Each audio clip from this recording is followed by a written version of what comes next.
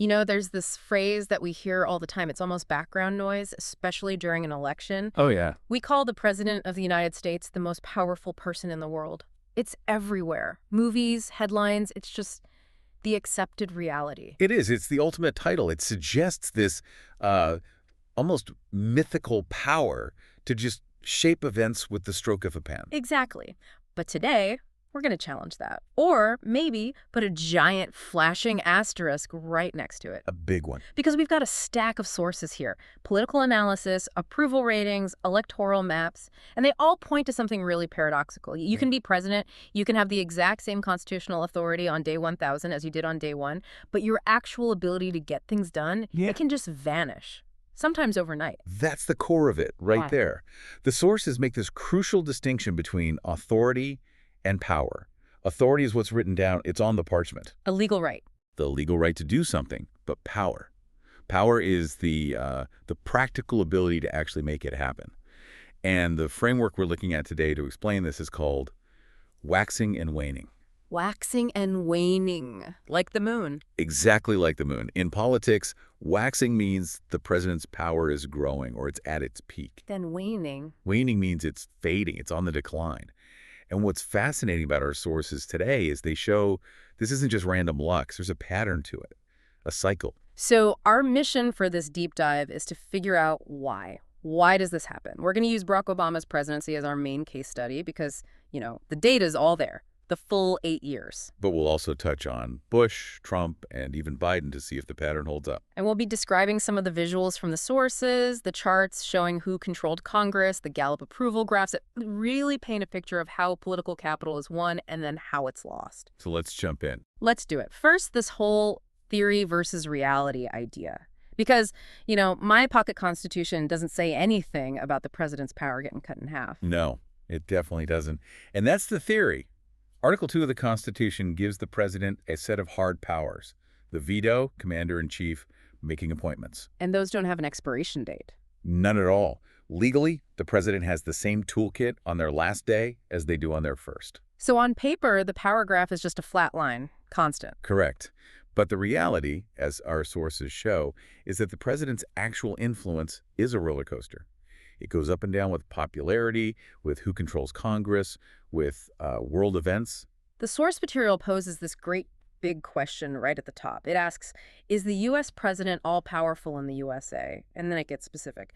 Was Donald Trump as powerful as he thought he was? Which is a perfect question to keep in mind.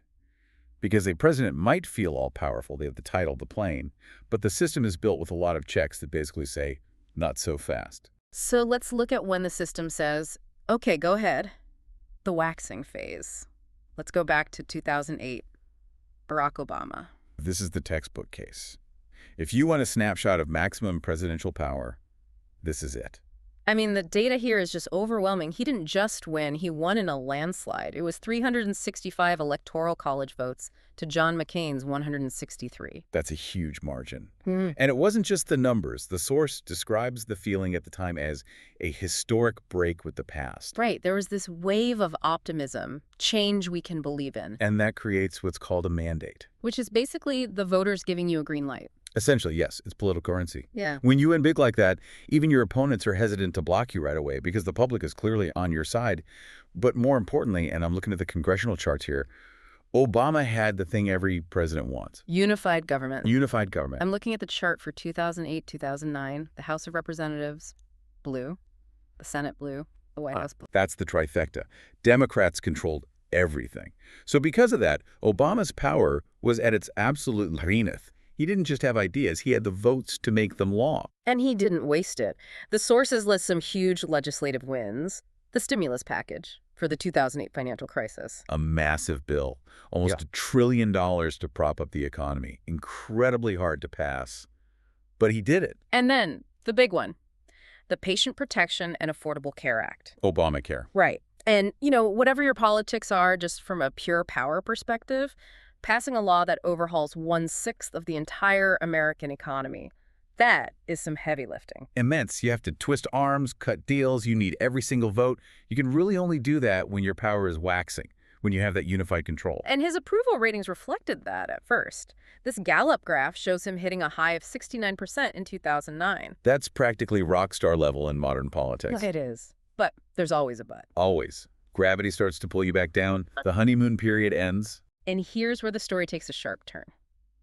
I'm flipping the page to 2010, and the colors on this congressional chart, they change. The 2010 midterms. This is the classic turning point. It's a sea of red. The chart shows the House of Representatives flips from Democrat to Republican control. And just like that, the waning phase starts. This is the key takeaway. Losing even one chamber of Congress is the biggest single blow to a president's power. Suddenly you can't just pass your bills. No. Now you have to negotiate with a party whose main goal is probably to make sure you fail. And the slide continues. The source notes that in the 2014 midterms, the Democrats lost the Senate too, so now he's completely boxed in. Exactly. You go from unified to divided government.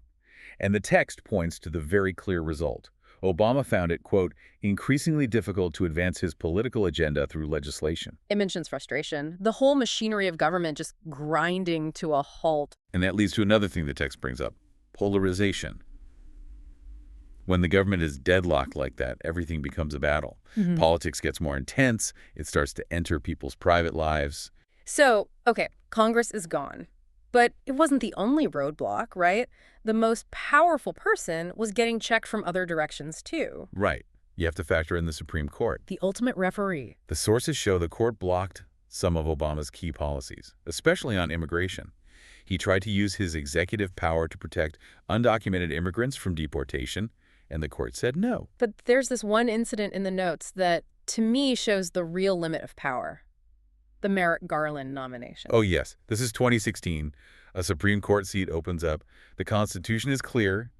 The president nominates someone. Obama picks Merrick Garland. And the Senate just said no. They did less than that. Yeah. They refused to even hold a hearing. They didn't vote him down. They just ignored the nomination. Ran out the clock until the election. That is a massive display of waned power. The Senate Majority Leader simply decided, we're not doing this. And the president, with all his authority, couldn't make them. And that, of course, allowed his successor, Donald Trump, to fill that seat. The consequences are huge. It shows that when your power wanes, you don't just lose the ability to pass laws, you lose the ability to shape the future of the judiciary for decades. And it wasn't just in Washington. The sources say the states got involved, too. That's right. 26 states sued to block his executive order on deportation. That's over half the country using their power to push back against federal power. There's one more example I want to bring up. It's tough, but it illustrates this waning idea so clearly. Sandy Hook. Yes, the school shooting, a horrific moment. And the source uses this to show the absolute limits of power. You would think after a tragedy like that, a president could get something done on gun control. But he couldn't. He pushed for a ban on assault weapons. But because he was in that waning phase with a divided government, she just couldn't get Congress to move. That's incredible. You can have the moral high ground. You can have the entire country's attention. You can be weeping on national television. But if you don't have the votes, you don't have the power. It really exposes how fragile the office can be. So what's a president supposed to do? When Congress slams the door, do you just give up? You pivot. And the source material explains this shift really well. When you can't legislate, you regulate. You turn to your executive powers. The pivot to executive power. Obama adapted. Since passing laws was off the table, he started relying heavily on executive orders and agreements. These are directives that have the force of law but don't need a vote from Congress. But there has to be a catch, right? Otherwise, why not just do that from the start? The catch is they're not permanent. A law passed by Congress is like a house built of brick. An executive order is like a house built of sand. The next president can just come in and wash it away. The text mentions this in the context of avoiding being a lame duck. Can you define that for us? A lame duck is a president who is on their way out of office. Everyone knows their term is ending, either because they lost re-election or, like in Obama's case in 2016, because of term limits. So their influence just dries up. People stop listening. Precisely. The text notes that Obama's use of executive orders was a direct attempt to avoid becoming a lame duck. He was trying to bypass the gridlock to stay relevant. Now, it wasn't all bad news for him after 2010. The sources call out a few anomalies, big successes that happened even while his power was waning. The biggest one, by far, is the 2012 election. Right. He won re-election, and not by a little. No, it was comfortable. 332 electoral votes to Mitt Romney's 206. So how does that make sense? His power in Congress is at rock bottom. He's being blocked everywhere, but the American people vote him back in by a wide margin. It shows that personal popularity and legislative power are two different things. You can be popular enough to win the White House, but if the voters also send the other party to control Congress, you're still stuck. The voters split their ticket. They do, all the time. The other big exception mentioned is foreign policy, the killing of Osama bin Laden in 2011. Foreign policy is a different arena. The president has much more direct authority as commander-in-chief. Congress has less say over a military raid than they do over, say, tax policy. So that raid happened right in the middle of this divided government period. It did. It shows a president can still project immense power on the world stage, even when they can't get a bill passed at home. And then there's his personal popularity. This graph is fascinating. Yes, his approval ratings. Even when his political agenda was basically dead, his personal numbers recovered. He left office with a 58% approval rating. Which was way up from a low of, what, 42% back in 2014? Correct. It rebounded strongly, and it highlights that key distinction. People can like you as a person, but that doesn't mean you can pass their favorite bill. His personal popularity was high, but his political power to change laws had waned. Okay, so let's zoom out. We've dissected the Obama years. But does this pattern unified start, midterm loss, gridlock apply to other presidents? Let's check the comparative context section. Let's start with George W. Bush. The source brings him up in relation to the size of government. Right. It says he dramatically increased the federal bureaucracy, the Department of Homeland Security, the TSA, all in response to 9/11. And that's a perfect example of power waxing because of an external event. The crisis of 9/11 gave Bush a massive mandate to expand government. The country was unified, and Congress gave him a blank check. Now, contrast that with Donald Trump. The notes here are really interesting. Trump often used his power to do the opposite, to dismantle things. The source points out that his administration got rid of the pandemic response office that the Obama team had set up. Which obviously became a huge deal during the COVID-19 pandemic. A huge deal. It shows that power can be used to subtract, not just to add. Another example is the USDA, the Department of Agriculture. The administration moved the Economic Research Service out of D.C. to Kansas City. Why is moving an office such a big deal? Well, look at the result. The source says 78% of the employees quit rather than move. Whoa. So you effectively dismantle the agency without ever passing a law. Exactly. It's a way of using executive power to change the government itself, even when Congress isn't on board. And finally, let's look at the most recent data we have in the stack.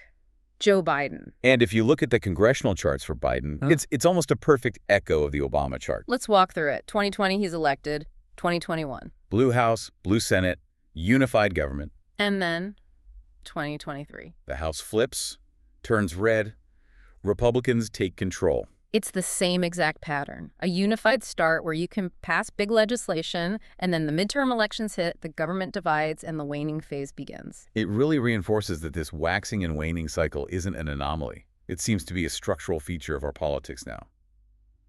We give a president a very short window, and then we slam it shut. So if we just step back from it all, we started by asking if the president is really the most powerful person in the world. And I think the clear answer from the sources is, it depends. Right. It seems like it boils down to three main things. If you're listening and trying to gauge a president's power at any given moment, what should you look for? Okay, I'd say based on all this, there are three key drivers. First, the electoral mandate. Did they win in a landslide like Obama in '08, or was it a nail-biter? A landslide gives you political capital to spend. Number two. Control of Congress. This is the big one. Unified government means your power is waxing. Divided government means it's waning. End of story. And number three. Events. External shocks can give you power, like the 2008 crisis did for Obama or 9/11 did for Bush. But they can also expose your weakness, like the Sandy Hook tragedy did. It's fascinating. We have this image of the president as the captain of the ship, steering it anywhere they want, but it's really more like they're just at the mercy of the wind and the tides. That's a great way to put it. The Constitution gives them the steering wheel, but the voters and events control the weather. I want to leave everyone with a final thought to chew on. We saw that question in the source material. Was Donald Trump as powerful as he thought he was? But let's flip it around. If the Constitution gives a president constant, unchanging authority on paper, but reality can take it all away the second the midterms go wrong, is the most powerful person in the world actually just a prisoner of circumstance. That is a very humbling way to think about the office. Mm. But looking at these patterns, it's a hard point to argue against. It really makes you see the headlines differently, doesn't it? The next time you see a president struggling, don't just think they're weak, think they're waning. And then go look at the congressional map. It'll probably tell you everything you need to know. Thanks for this deep dive. My pleasure. See you next time.